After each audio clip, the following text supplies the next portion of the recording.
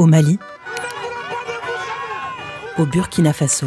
Nous sommes remontés contre la France impérialiste, oligarchique, sauvage, barbare. Au Tchad,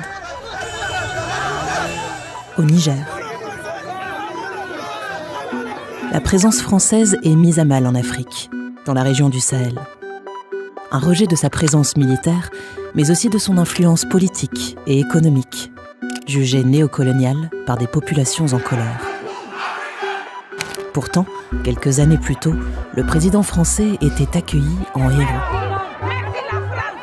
10 ans plus tard, en 2023, le même président s'interroge. On se dit, mais qu'est-ce qui s'est passé pour que cet amour de la France, tel qu'il était proclamé, devienne une défiance, une méfiance ? Pour son successeur à l'Élysée, cette défiance est de plus en plus concrète. Nous mettons fin à notre coopération militaire avec les autorités de fait du Niger. Alors comment la France est-elle devenue indésirable au Sahel ?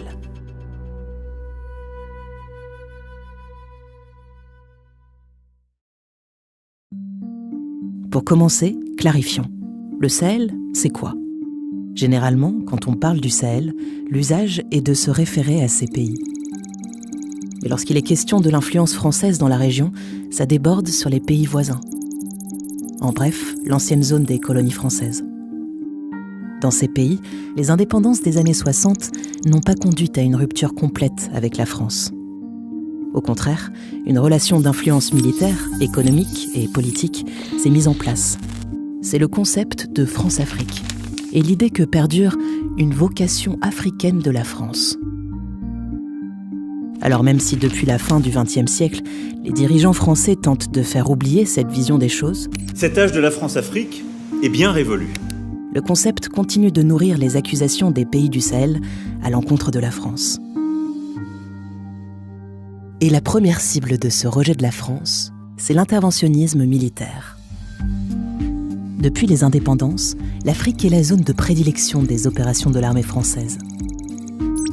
Malgré une diminution des effectifs au fil des décennies, cette politique sécuritaire débouche en 2013 sur la plus grosse opération extérieure française depuis la guerre d'Algérie, l'opération Serval, avec plus de 4500 soldats déployés au Mali.